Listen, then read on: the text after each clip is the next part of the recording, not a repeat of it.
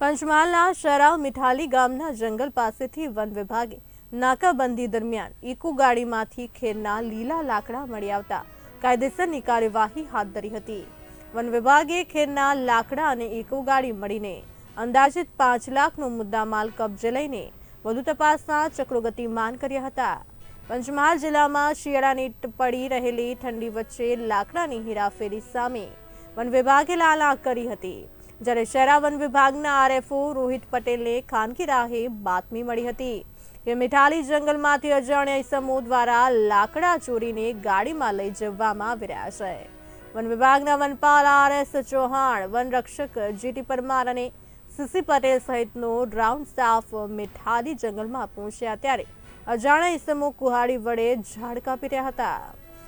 ખાનિયા round staff દ્વારા watch ગોઠવીને eco કારમાં લઈ જવાતા ખેરના તાજા લીલા લાકડા પકડી પાડીને ફોરેસ્ટ કચેરી ખાતે લાવીને જરૂરી તપાસ હાથ ધરી હતી। જો કે વન વિભાગે ઇકો ગાડીમાંથી મળી આવેલા ખેરના લાકડાને લઈને કડક કાર્યવાહી હાથ ધરીને અંદાજિત રૂપિયા 5 લાખની કિંમતના ખેરના લાકડા અને ગાડી સહિતનો મુદ્દામાલ કબજે કરી કાયદેસરની કાર્યવાહી હાથ ધરી છે।